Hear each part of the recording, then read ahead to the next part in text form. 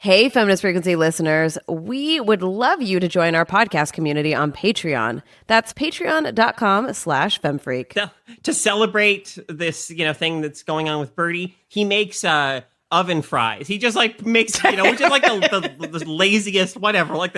Are you serious? You made oven fries? But, to him, it's a nice gesture. It's a big deal. And there's two kinds of fries in there. And what's wrong with oven fries? No, nothing. I mean, it's just, wow. I think it's sweet. Wow, Kara, I'm never cooking for you.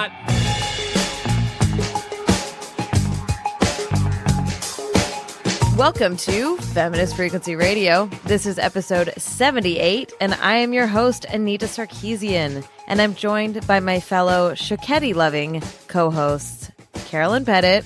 Hello. And Ebony Adams. What's up? This is the show that asks you to be critical of the media you love, or alternatively, we're the feminist killjoys coming for your media, depending on your perspective. Today, we're going to be talking about Tuca and Bertie, a new adult animation on Netflix. After that, we'll finish the show by each sharing a little something in What's Your Freak-Out? Let's get to it. Oh, hello. Hey. Hello. How is everyone this fine Monday morning? It's finally sunny again in Los Angeles. Yeah. I feel great, actually. So I'm ready to get into Are you on Tuca and drugs? Bertie. Just the regular ones. Boring. Boring for you, maybe. My doctor has got me on a heady cocktail that has worked for years. I'm into it. I actually been talking to I have no idea what you're talking about, but I've been talking to a lot of people lately who are on antidepressants and are just so much better in life. Yeah, that's exactly what I'm talking about. Yeah, antidepressant, anti-anxiety drugs.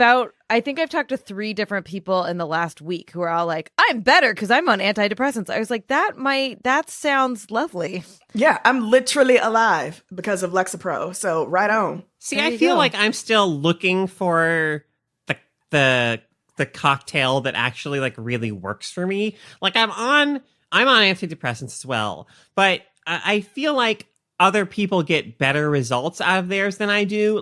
Mine, I'm still, I still feel like crap a lot of the time. Maybe I feel slightly less like crap than I would without them, but it's but it's not a lot of people have that oh, hey, wow, I'm not supposed to feel that way all the time kind of, I get it now kind of reaction. And, I'm not there yet. So for some of us, the search for the right, whatever it may be, whether it's the right drug combination or just the right life circumstance or who knows what it is, but the search continues for some of us, myself included. We're going to get into that in the bonus. It's going to be hardcore pharmaceutical talk. Yeah, I'm just over here suffering in the darkness of depression all on my own. There's no reason to keep suffering, without at least trying something.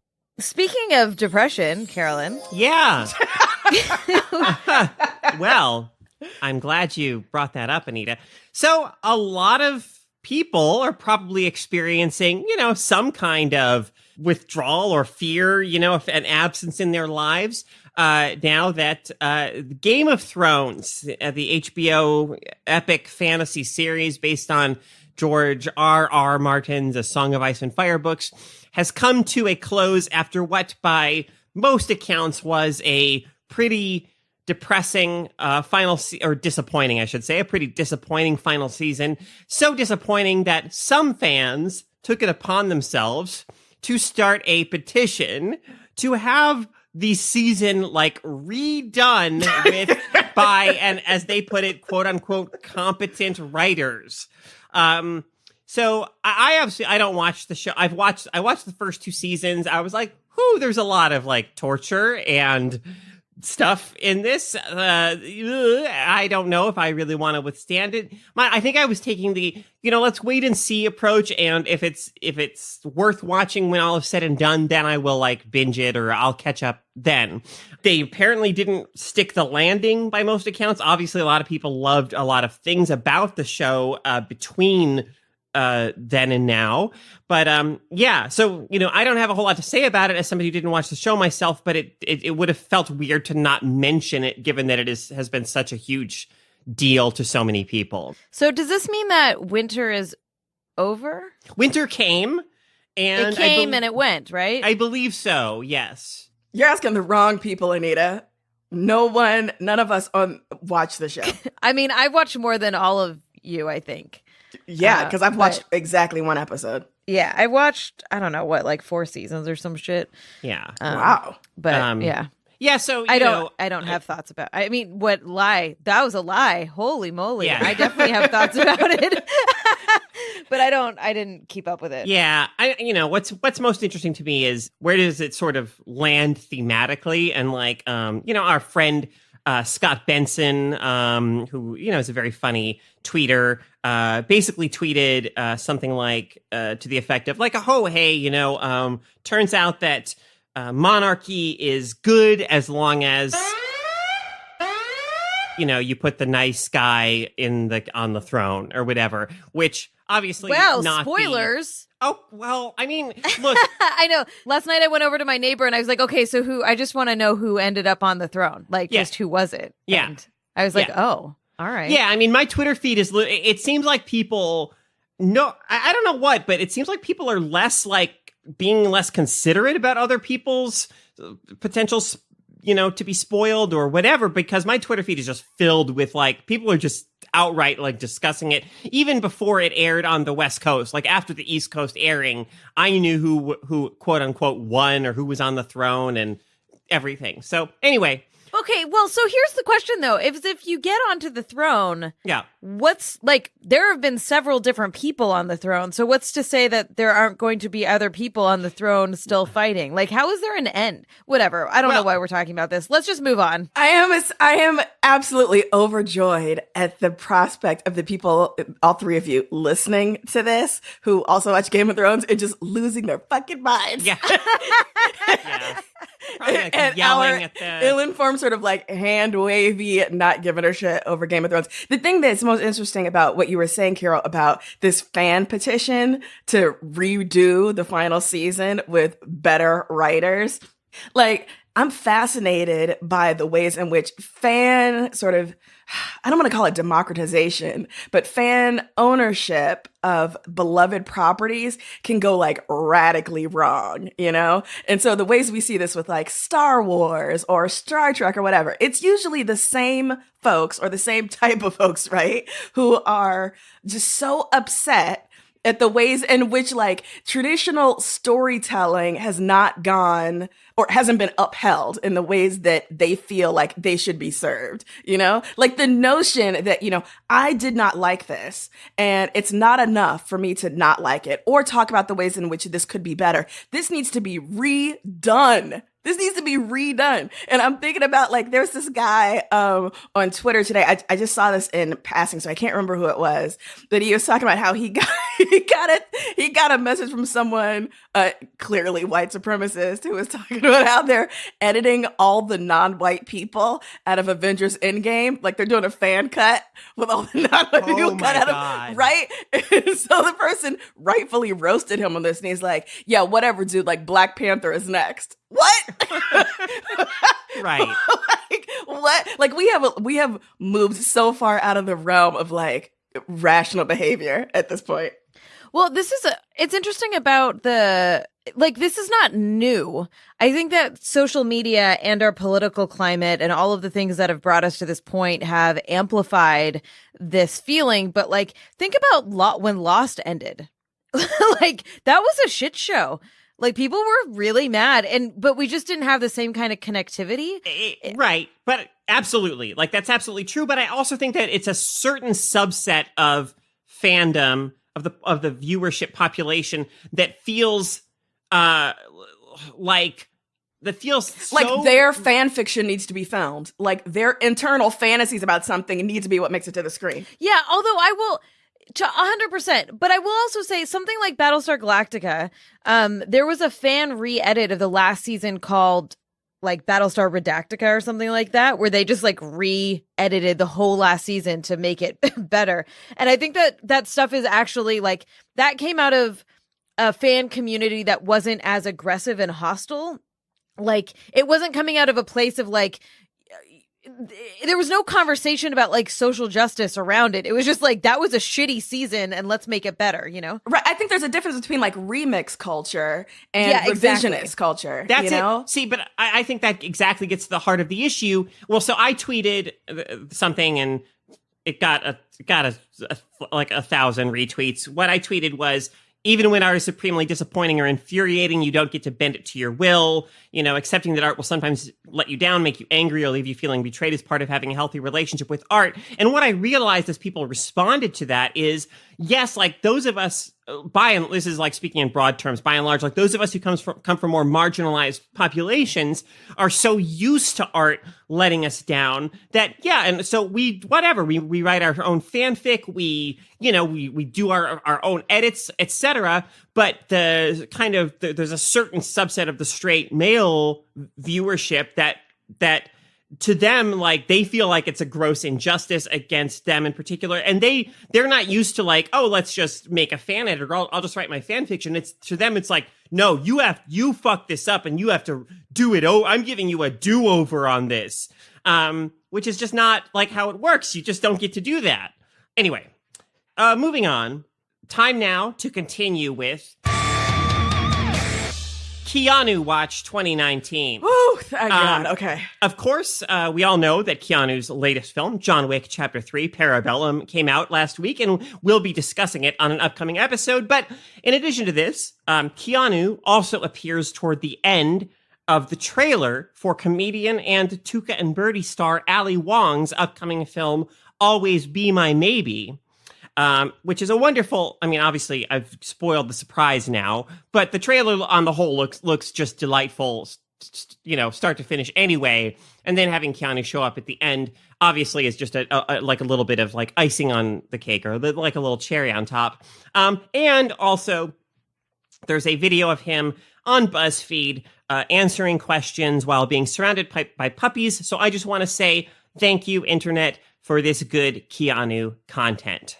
I love all of the stories that everyone is sharing right now about how delightful Keanu is, like going into their store when they worked at bookstores, or like the weird interactions fans have had with him all over. My favorite story I saw on Twitter was a guy who was working at a movie theater in Sydney in like 2000 or whatever, and Keanu comes up to the ticket booth with like an equestrian helmet on, like a full-on equestrian helmet. And wasn't it like a Wednesday morning or something? Something like that. Yeah. And then and the guy wants to get Keanu's autograph. So he's like, hey, if you sign this, I can give you my employee discount. And Keanu is like, but I don't work here. He like completely misunderstands. So the employee's like, whatever. Yes. Okay, sure. Here's your ticket to the movie. Thank you. And then like a moment later, there's a knock on the ticket booth. Keanu, he opens the door. It's Keanu. Keanu says like, I realized you probably wanted my autograph, so I signed this. He hands him a receipt from the concession stand with his name on, with his autograph on it, turns around and throws away an ice cream cone that he had bought just so he could have a piece of paper to sign to give to the guy, and walks into the movie. It's hilarious. Oh, what a delightful human. Yes. I'm at the point where I'm almost ready. I don't have the strength yet, but I'm almost ready to mute Keanu Reeves on Twitter, just because I have a fear that someone somewhere is going to throw out some story that's going to radically change how I feel about him, and I just can't. I won't be able to take it, Yes. Please don't milkshake. Please do not be a milkshake Doug Keanu Reeves. I can't imagine that he would be, but I've been let down before. Yeah, so. No, we all have. We all have. Hey, listeners, we love that you're tuning into our show where we deliver intersectional feminist analysis of pop culture every single week. You can help us keep bringing this sharp, honest, and sometimes funny analysis to you by joining our podcast community on Patreon. In exchange for your dollars, we've got some perks like early access, weekly bonus episodes, AMAs, and an amazing community that hangs out on our private Discord server. So please consider joining us at patreon.com/femfreak.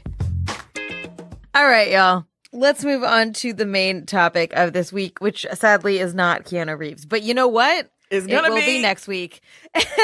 So half of next week will be John Wick 3, and the other half will just be an ode to Keanu. How about that?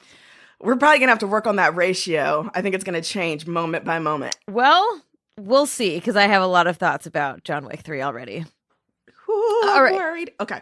Yeah, well, you should. All right. Okay. Tuca and Bertie is a new animated show on Netflix created by Lisa Hanawalt, who is probably best known as the producer and production designer on Bojack Horseman. And you can see the Bojack influence, but Tuca and Bertie uniquely sets itself apart through its whimsical and sexual visual style and the tender way it shows the difficulties of maintaining relationships, having jobs, following your dreams, basically adulting. The cast is full of voices you'll recognize, starting with Tiffany, Haddish, and Ali Wong, and Carolyn's favorite, Stephen Yun, and a whole slew of guests such as Tessa Thompson, Laverne Cox, Jennifer Lewis, and Tig Notaro. And for Ebony and I, to represent Richard E. Grant. That's right. That's right. I was so delighted when I realized he was part of the voice cast.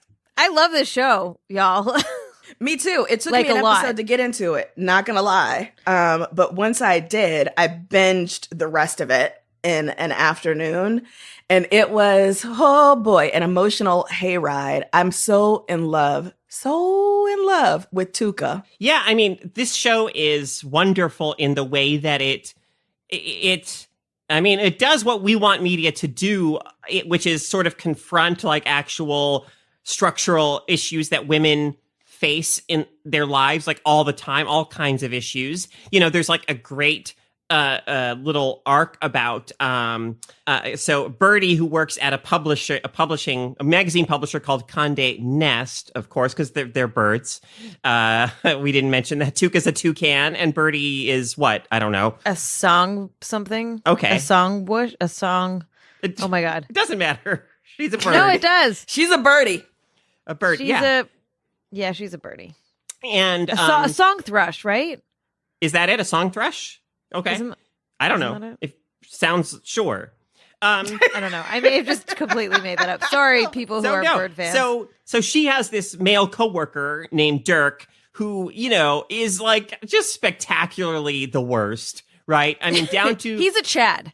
Yes. Like, and I love that the first time we see him, it's actually a version of him in Bertie's head where he's talking about how awful he is. And one of the things he says is like, I pronounce it especially, which is totally like, I so related to Bertie at that moment because that's the kind of little like irrelevant thing that totally just like, why do you do that? But like, he also like, there's serious issues where he takes credit for her ideas in meetings and he like says things to her that are, completely inappropriate.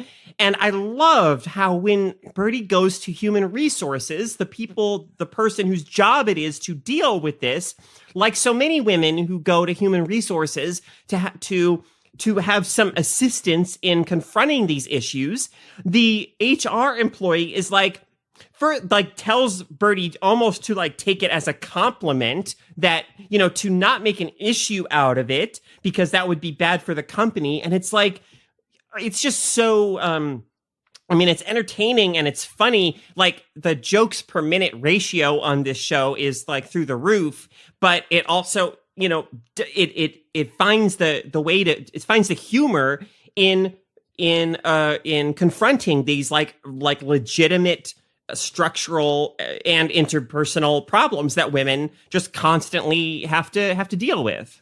I think it does a nice job of easing us into the big ones. Like, yes. It starts with Tuca and Bertie have been living together, and Tuca moves out because Bertie and her boyfriend Speckle move in together, and like the tension of Tuca being very codependent, and then like Bertie trying to start a new life, but Tuca not really wanting to let them do that, and kind of being a third wheel. Like relatable content, but also like just kind of cute, fun little whatever. Like it is a story about life. And then as the show progresses, you get into, workplace microaggressions, and then you get into issues of sexual harassment, and you get into old traumas, right? Like trying to get through trauma that happened in the past. And so it just kind of builds up, and all of a sudden you're like, holy shit, this show's really deep, but like you're laughing the whole way through. So it kind of hits you in this way where I think you're not really expecting it. Yeah, and I think part of that is the fact that it is an animated show, right? So, you described it at the top of the episode as an adult animated show, which is precisely what it is. And it's not just because you see boobs, but because there are these really weighty issues and really like complex and nuanced ways of dealing with those issues.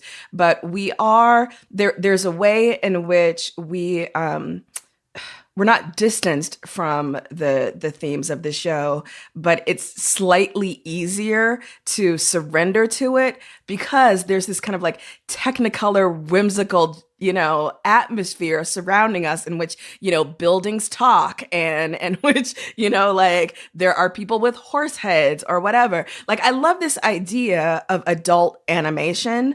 So Bojack Horseman, which you mentioned, Lisa Hanawalt is a production designer on, and Tuca and Bertie. There's a real difference between shows that are, explicitly adult animated shows versus things that, like, even though adults love them, are nevertheless shows whose primary audience is children and who are specifically designed and targeted at children, like Avatar: The Last Airbender or Steven Universe or She-Ra, right? Like there's a real difference there. And I'm so interested in this new, I say new, but it's probably just new to me. But this way of telling stories in adult animation. I mean, it's definitely not new. Right. Well, I guess when I say new, I feel like the fact that it's much more readily available to mainstream audiences via streaming services, right? Yeah. And it's like so many aspects of just television in general. It's gotten infinitely more like sophisticated, I think, in the past even 10, 15 years. But I want to go back to Ebony mentioned boobs, and like there are like boobs everywhere on this show, and I actually think that that's like really cool in the sense that to me it goes so far with that it starts to like normalize boobs and just like they're not like these these like mysterious like sexual objects that that are just like that men desire or whatever. They're just these things that are there, and they're everywhere, and they're natural, and they're everywhere.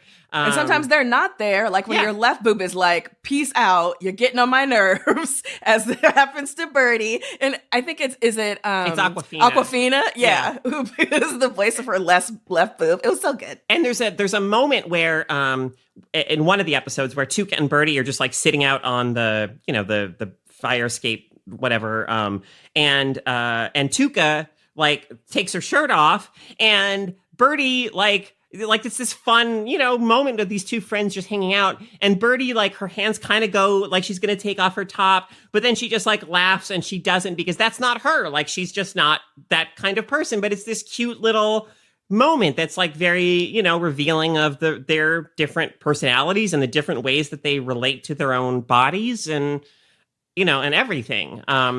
Lisa Hanawalt was at XOXO last year. And I think you two missed it, but she showed. I was there. Oh, yeah. So she showed a very early, like, uncolored cut of the first episode of this. And her intro, she talked about how, like, in something like Bojack Horseman, which is still a pretty wild show, like, she's like, you can't have boobs on buildings.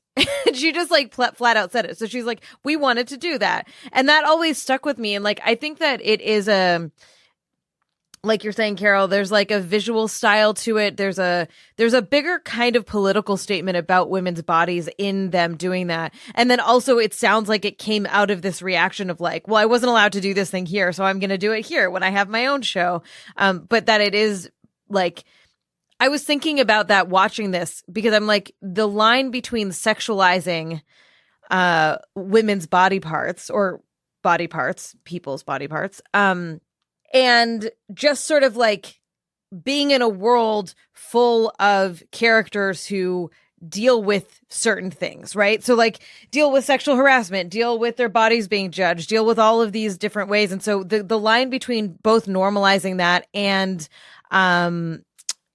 sort of celebrating it, I think is really nicely done in this show.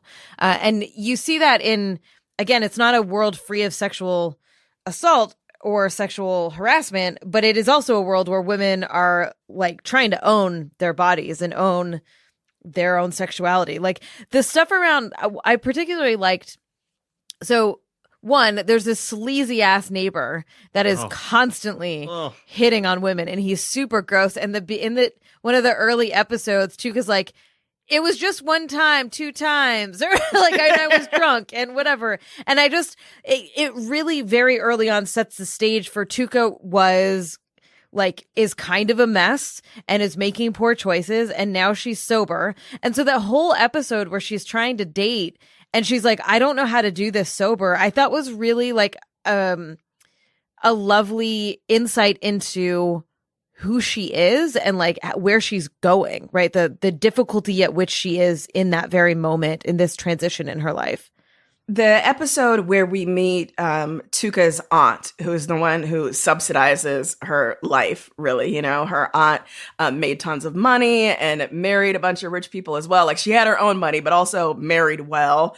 And so writes these checks to Tuca, which Tuca needs to survive, but which have all sorts of like emotionally manipulative conditions, namely the aunt gets to say whatever the fuck she wants to Tuca, and Tuca just has to kind of take it. We see Tuca, who I think at this point has been sober for around 6 months. She's still learning what her boundaries are, and trying to navigate them. And it's so heartbreaking, the choices that she still feels she has to make to survive in that moment, because she doesn't yet have all the tools that she needs to break free. She has made the difficult decision to become sober and is doing well with that.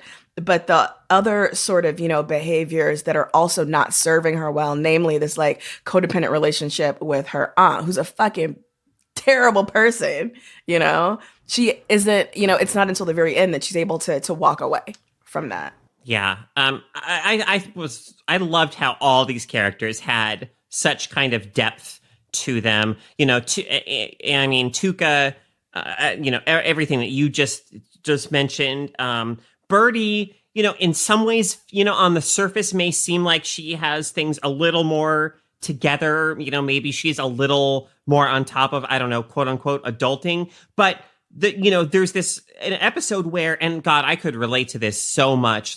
So there's an episode where she goes, she like calls in sick to work because she's like nervous about a thing that she's supposed to do at work that day. And, goes to the supermarket with Tuca because Tuca has an issue that she needs to deal with. But there's this whole like song that Bertie basically feels like the world is kind of like collapsing in on her, but she doesn't have like a reason why. She says that she's, at one point she says, quote, she's losing her shit for no reason. It's like this little musical number, but at another point, she also says, maybe it's just this, effed up world and there's nothing wrong with me. And, gosh, like I have those thoughts just like spinning around in my head all the time about like, why am I anxious? Why am I so afraid? Why am I this? Why am I that? Like what's wrong with me? Or is this a normal, natural response to all this horrible shit that's happening in the world constantly? I don't know. I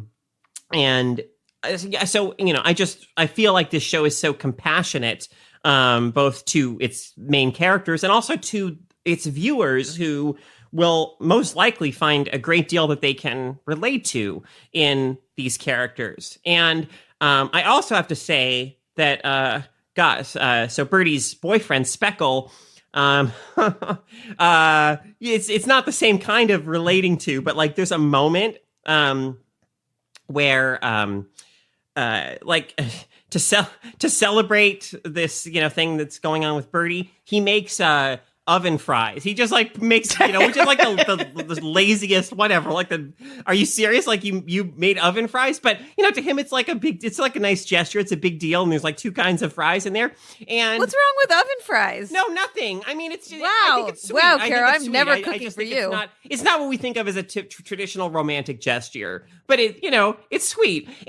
But what I love is like there's a moment. So Bertie's like, I'm just going to go take these and eat these in bed. And Speckle says, don't make yourself a new boyfriend out of fries, a boyfriend, which is exactly, and I mean exactly, the kind of dumb joke any partner of mine would have to put up with like constantly. So I was like, thank you, Speckle, for representing that. This show is so funny and smart. Yes. Like it definitely has that, like, so with Bojack Horseman, it is bleak. It's really, really smart and bleak. Where with Tuca and Bertie, it's not that same kind of, and not to compare them, but it's hard not to sometimes. It's not that same kind of darkness, and that kind of bleak despairness. And I actually stopped taking notes because I just got so into the show and I was just howling. Like it's so funny and so smart. And I can barely remember most of the points, but like, the very first episode, there's this like shitty little bully kid that yells, empathy is over, being a bully is cool again. And it's just so funny. And then, little things like, there's a beak, like there's like putting makeup on and there's a beak concealer, which just like makes her beak disappear as opposed to just like a different color. Like that was an episode about like body image and having self-doubt about the way you look. And that was Tuca's date. And like we talked about the boob popping out and being like, I'm done. And then it comes home and it's fucking hungover.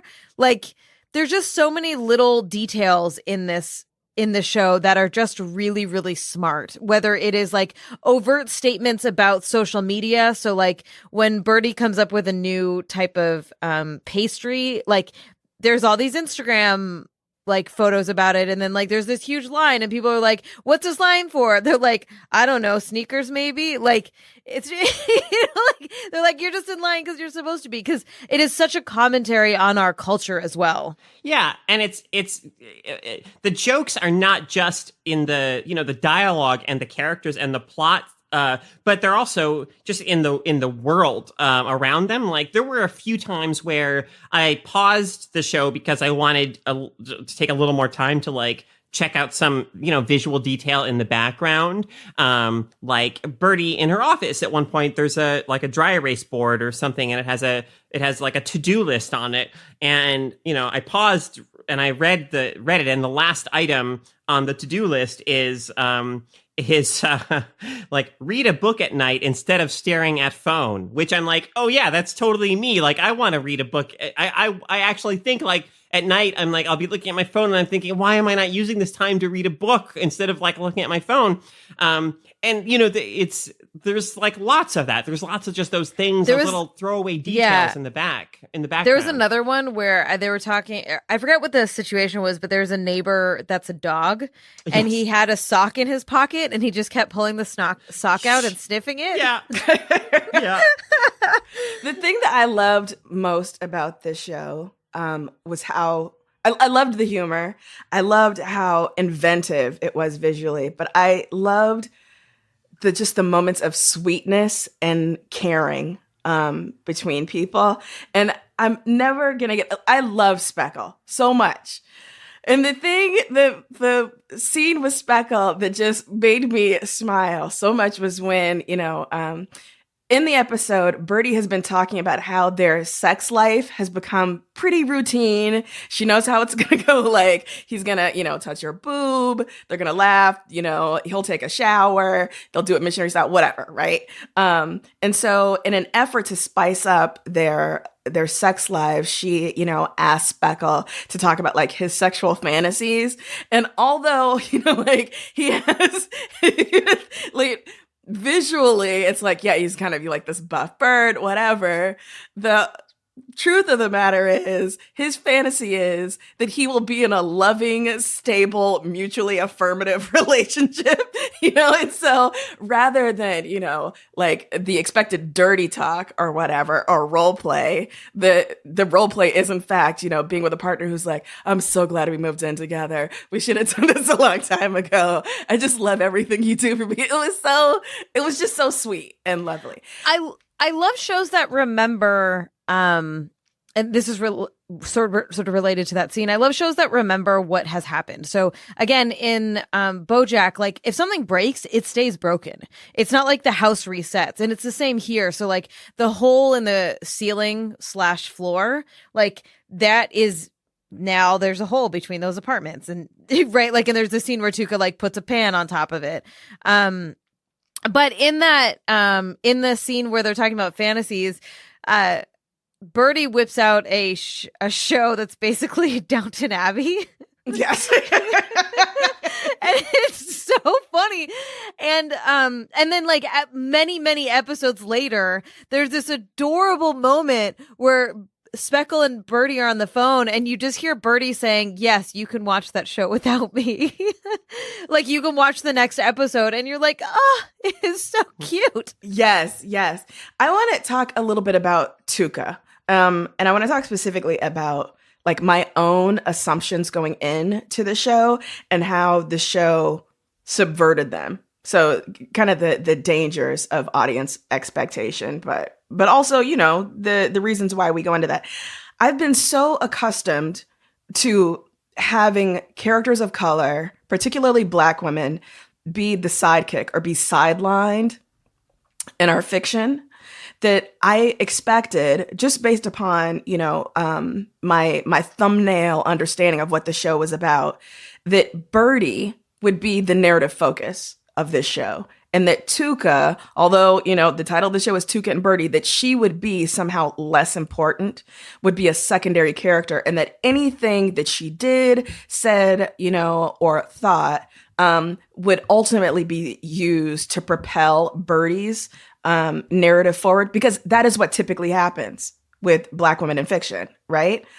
And so I went into this show with that expectation and very wary because, having been to the XOXO talk that you're talking about, Anita, with Lisa Hanawalt, and having seen, like the initial drawings of the character of Tuca and, hearing, uncolored, but hearing Tiffany Haddish's voice, I was like, I don't know how into a show I'm going to be in which the Black female character is once again like hypersexualized, is, her sassy humor is, going to provide the laugh track to a show, but ultimately she's going to be so two-dimensional as to be entirely flat. Like she will, exist purely to either give funny, bad advice to the white main character or, to demonstrate the way you don't want to live, right? Or she'll be like a kind of magical Negro and offer some kind of wisdom. So I went in kind of being a little bit wary. I am happy to say that none of that bore fruit. And it's not because Tuca, is not the hypersexual character that I was afraid she was going to be. In many ways, she is hypersexual, right?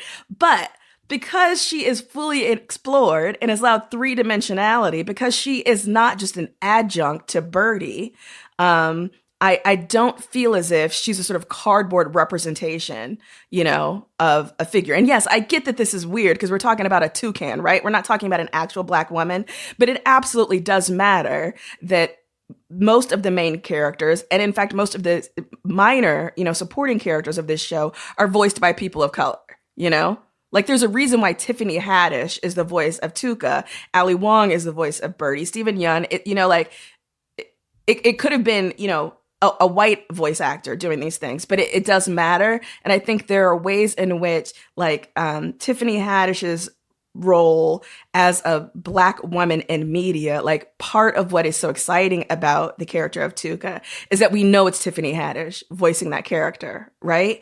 And so to have her be fully a part of this show and allow her so much depth and complexity and, the ways in which she can be fully flawed while also being like just, a wonderful friend.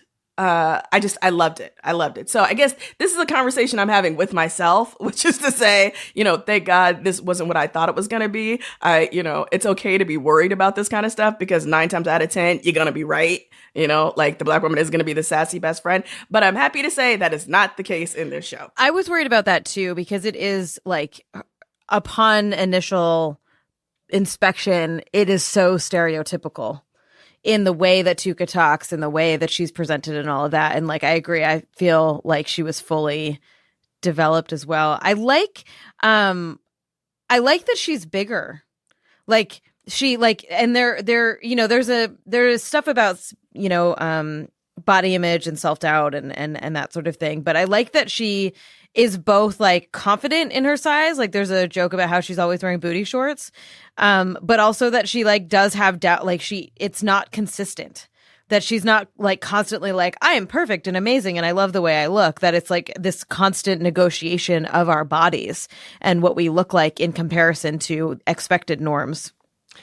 And I think that gets it. I think all of this gets at something larger about kind of maybe how we feel about the media or aspects of the media more broadly, which is that I think a lot, our detractors will I think maybe either through willfully, misunderstanding or just because they honestly don't get it, will say things that suggest that they think that what we want is kind of sexless media, like media in which women, are stripped of like all kind of sexuality whatsoever, period.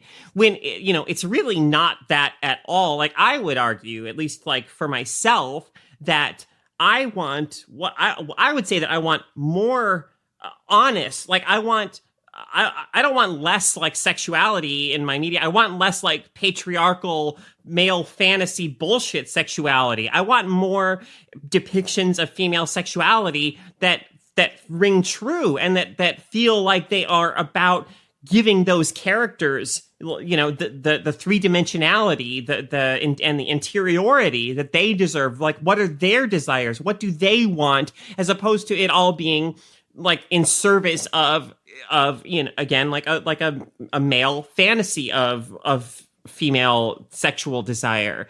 Yeah. So, more of this, please, basically. Absolutely. I'll say so. Another God, I mean, yeah, Speckle. Speckle just cracked me up all the time. This is just apropos of nothing in particular, but another moment that cracked me up it was in that episode that we mentioned earlier, where Bertie and Speckle are trying to sort of. Bertie has concerns that their sex life has gotten stale or whatever, and they try this sort of role play that leaves Bertie, having a kind of surprisingly like emotional negative reaction to it, and she's like, I didn't think I was going to react that way. I'm sorry, let's just do it the usual way this week, and we'll kind of keep working on this, and just like it's like this throwaway detail for like whatever reason, like as Speckle is going to the bathroom to brush his teeth, which he does every time before they have sex or whatever, he's like chanting to himself, usual way, usual way, usual way, and that just like cracked me up. Like, what? Yeah, is he? He's just so this sweet guy. He's just like, I don't know. Speckle just warms my heart.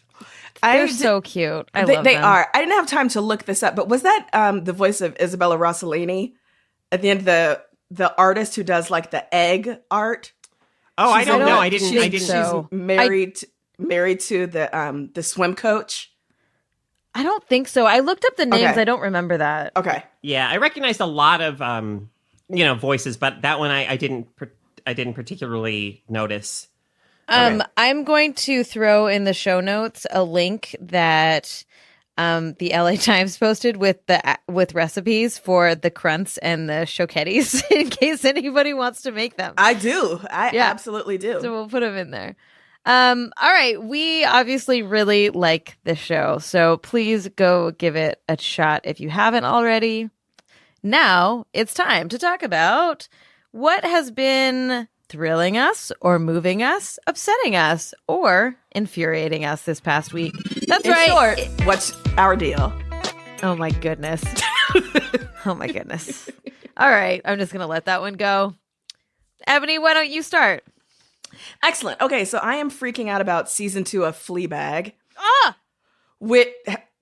Have you seen it? I just watched the first episode of the first season yesterday. Oh, holy okay. Well, I hope that you But I love didn't want to watch more, so tell me. Okay, well, I absolutely loved the first season, and I could not wait for season 2. I think it just dropped a week ago on Amazon Prime. It is both more of the same, which is to say it is funny, it is brutal, it is so real, it is tough to watch. It is so challenging, but also so ultimately hopeful. It is the most moving, real meditation on grief that I personally, have found recently. But also there's noticeable movement between season 1 and season 2. So big fan of Phoebe Waller-Bridge, obviously huge fan of Killing Eve. The woman is just an amazing, amazing writer. But she's also just a world-class actor. So season 2 dropped on Amazon Prime. I don't want to spoil anything because, like I said, it just dropped for American audiences. And I think the trajectory of the second season, you want to watch it unfold without knowing what's going to happen. Although if you've watched all of the first season, I think you have some hints about what's going to happen. I will say that the absolutely amazing Olivia Colman is still in it. That's actually why I wanted to watch it. I was sold because I just love her so much. She's so awful and remains so awful in season 2. But the biggest surprise for me was Andrew Scott, who I absolutely hated as Moriarty and Sherlock. Hated, is absolutely fantastic in season 2. I mean, right. Just absolutely wonderful. So it's 6 episodes. Dive in.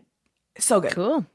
All right, Carol, what's your feelings this week? Oh man, a lot of anger, to be honest, a lot of outrage. So last, I think it was Thursday night, as this out of the blue surprise.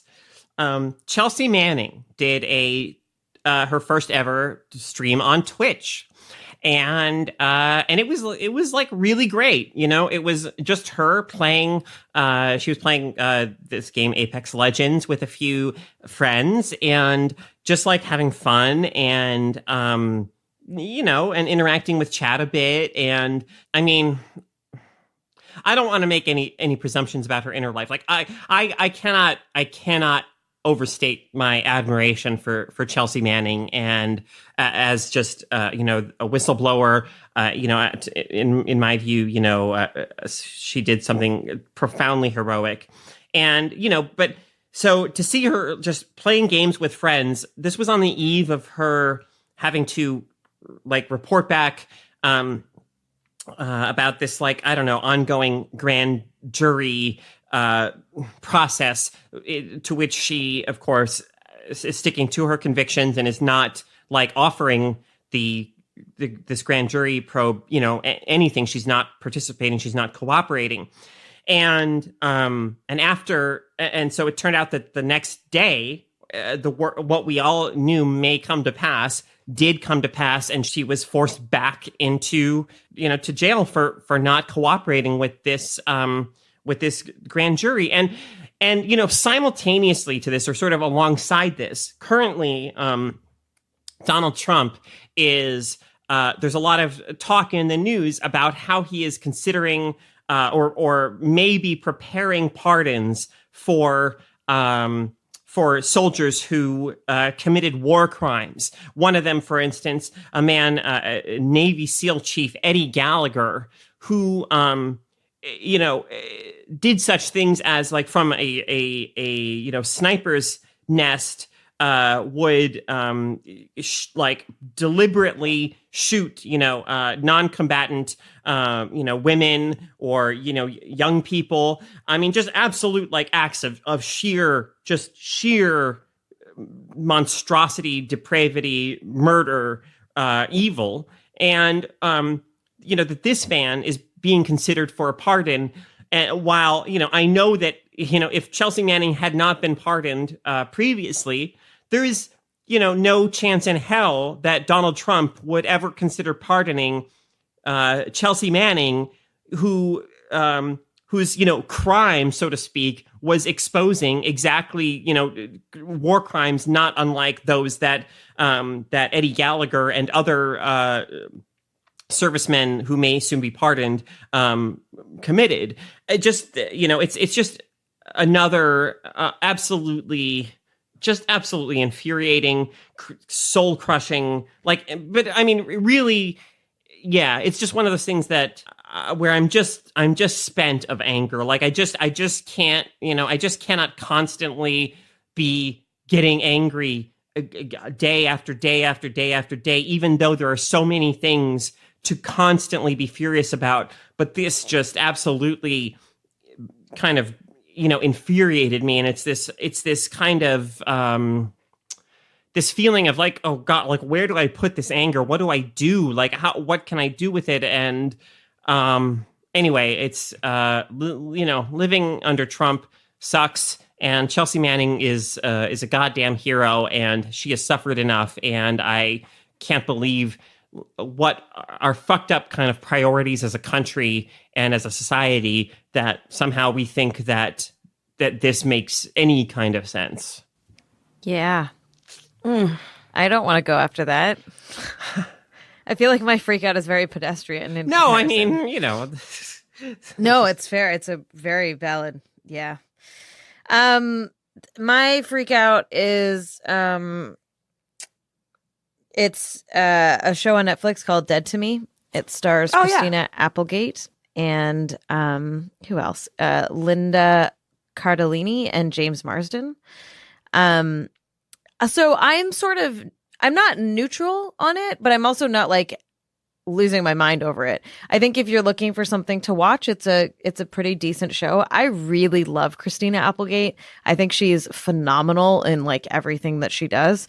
And I think if you only know her from Married with Children, you will be pleasantly surprised to see just like how delightful she is. The show is about a woman who suddenly lost her husband and is dealing with the grief of that, and befriends this other woman who claims to have lost somebody in her life. And you very quickly learn that she lied about that. And there are all these epic twists and turns, like just the wild things that happen in the show. And it is very much like all of these people in a lot of pain who don't know how to deal with their grief, just doing kind of dumb things and lying to each other. It's pretty short. I think it's 10 episodes and they're only 30 minutes each. So if that sounds of interest to you, check it out. This week we have a guest freak out from Lior. Okay, so my name is Lior, and my freakout is kind of ambivalent. It is about a book I read recently called Invisible Women. It is focused on the gender data gap, as the author describes it.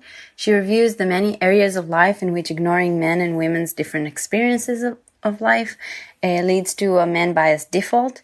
It is very comprehensive and impressive and infuriating to read, but the reason I'm still ambivalent is that it's completely cis-sexist.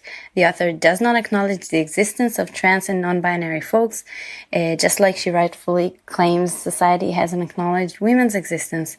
She uses sex and gender interchangeably and is sometimes purely and blatantly transphobic.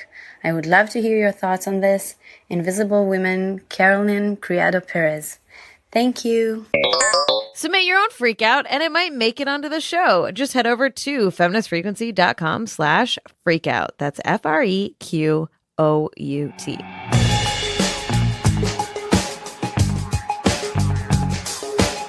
All right, y'all, that's it for this week. You can catch us back here every single Wednesday. Stay tuned for the Freakin' After Party, which is only available to backers of this podcast, which you can be. Just head over to patreon.com/femfreak. If you're enjoying the show, please rate and review us on iTunes and tell your friends when you're hanging out on the thingy, the fire escape. Yeah, that's a word. and you're showing your boobs or not showing your boobs, much to whatever your preference is, you can be like, hey, there's this really great podcast about things that we like to listen to. You should too. You can check out all of our work and our other podcasts at feministfrequency.com, and be sure to follow us on Twitter at FemFreak to stay up to date on all of our news. You can find me at Anita Sarkeesian. I'm at Carolyn Michelle. I am at my left boob. Our producer is Phil Circus, who also composed our theme music. Technical support by Sarah Norales. Art by Jamie Varon. We'll see you next week. Bye. Later.